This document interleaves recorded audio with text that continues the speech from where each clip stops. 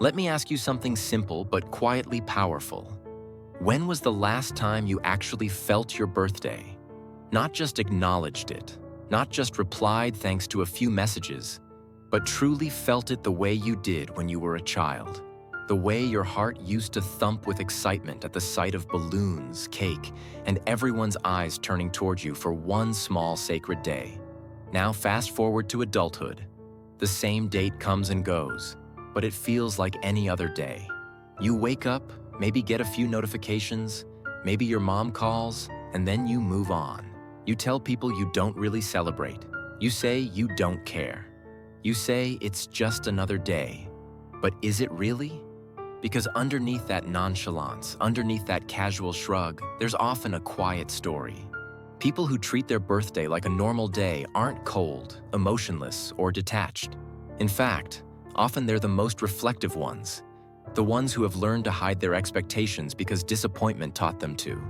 Psychologically, birthdays are emotional mirrors. They reflect how you feel about being alive, how you relate to attention, and how comfortable you are being seen. When someone says, "I don't care about my birthday," what they're often saying is, "I don't need validation anymore." But sometimes what they mean is, "I stopped expecting it." There's a difference between maturity and emotional withdrawal. And birthdays have a strange way of showing us which one we've leaned into. Some people genuinely grow out of birthday excitement, not out of sadness, but out of peace. They've found meaning in ordinary days, in routines, in quiet moments. To them, joy isn't confined to a calendar date. They've learned that life itself is the celebration. But for others, the story is different.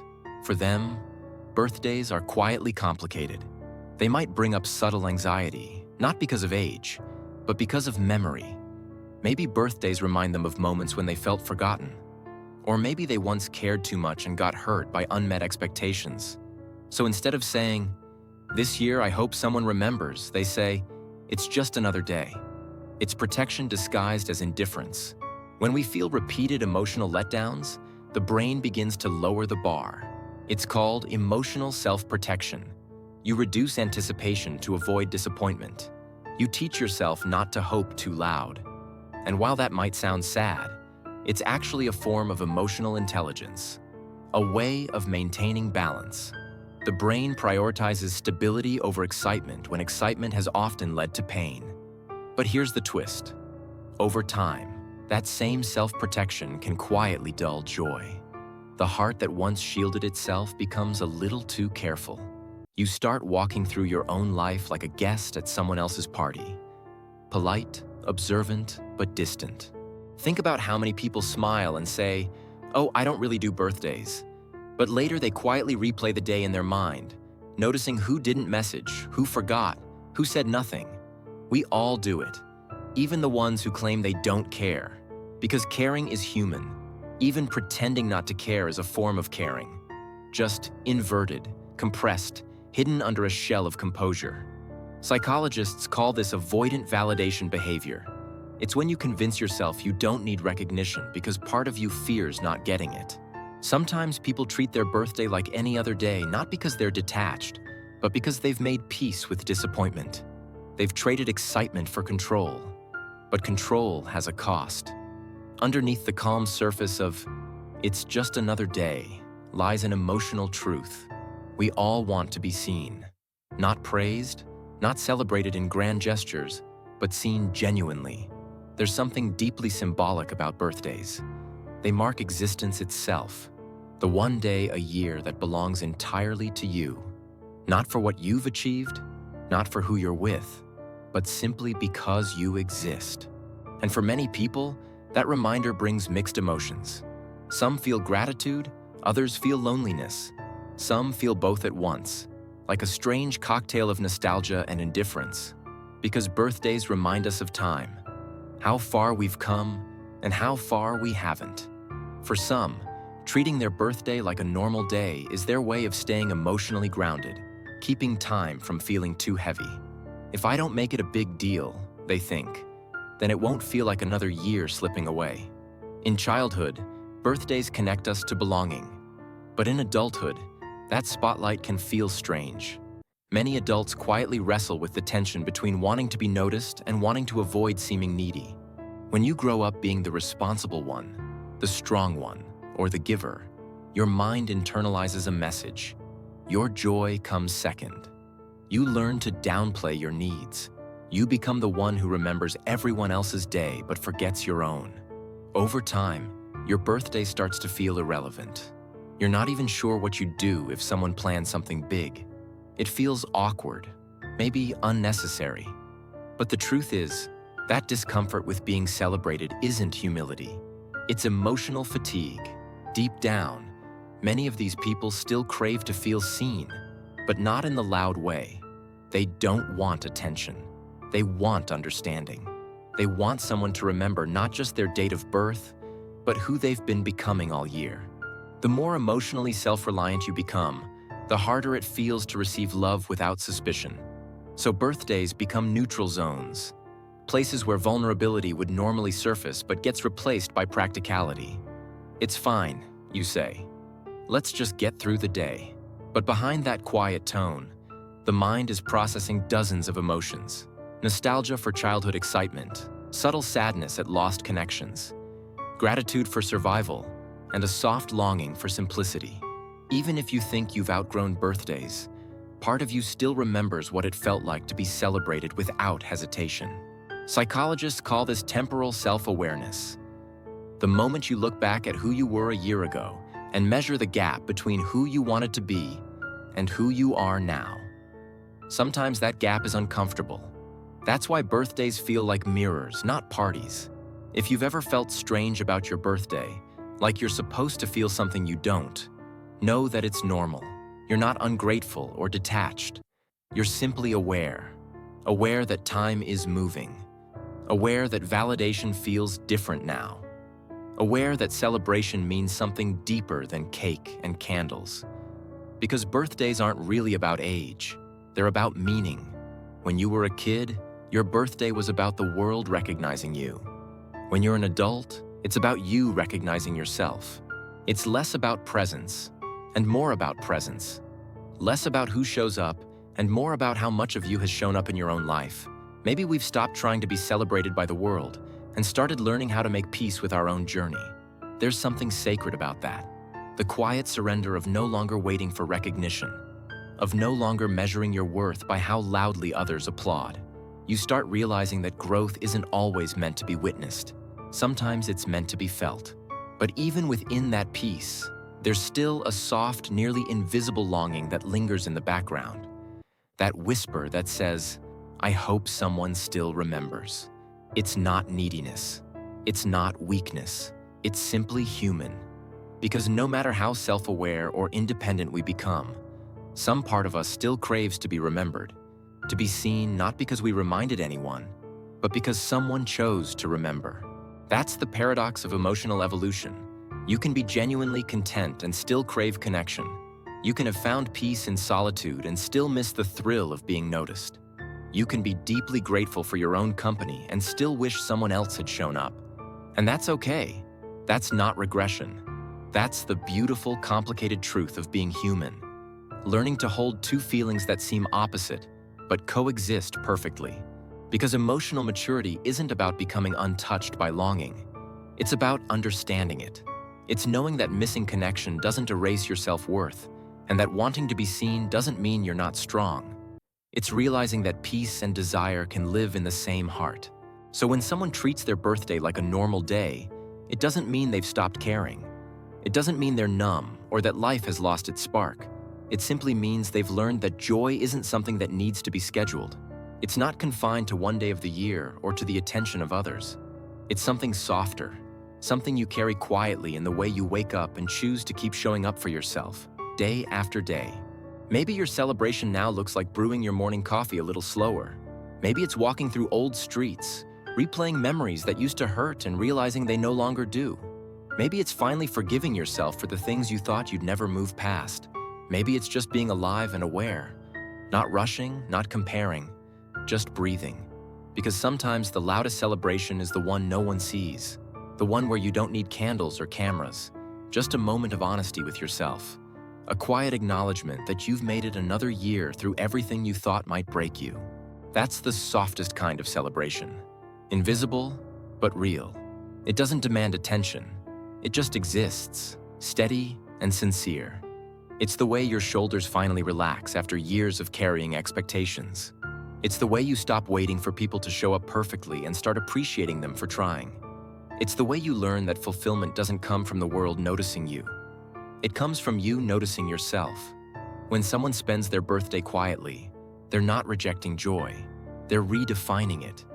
They're choosing to measure the day not by how much noise surrounds them, but by how much peace they feel inside. They're realizing that true joy isn't always a public display. It's often a private revelation. Because at some point, you realize that being alive is enough reason to celebrate. Not because everything is perfect, but because you're still becoming. You're still trying, still learning, still loving, even when life feels uncertain. And maybe that's what birthdays are meant to remind us. Not of what we've achieved, but of how much we've endured, how much we've evolved.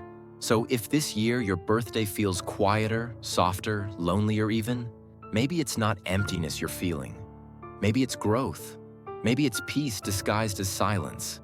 Maybe it's your soul exhaling after years of needing to prove itself.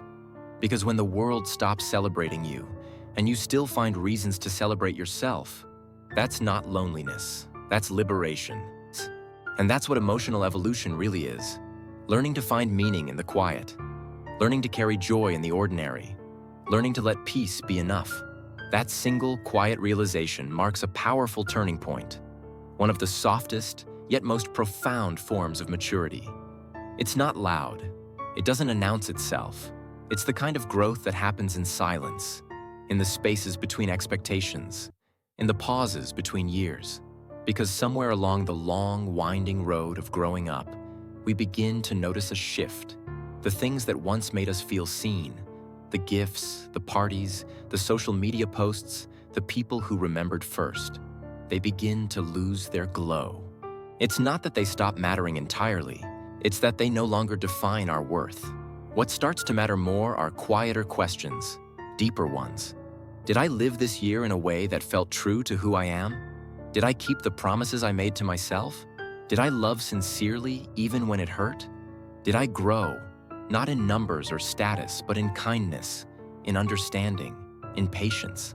That's what emotional maturity looks like. Not indifference, but evolution. It's realizing that your birthday doesn't need to be validated by noise to hold meaning. That joy can exist privately, without an audience. That you can celebrate your existence without turning it into a performance. For many people, that realization comes quietly, almost imperceptibly. One year, you find yourself no longer craving a crowd. You don't feel the urge to post about your day or to plan something elaborate. Instead, you wake up and feel a quiet gratitude for your lungs, for your body, for your memories, for your peace. You notice how far you've come, not in achievements, but in understanding yourself. And that becomes enough. Birthdays begin to transform. They stop being loud milestones of achievement and start becoming intimate moments of reflection.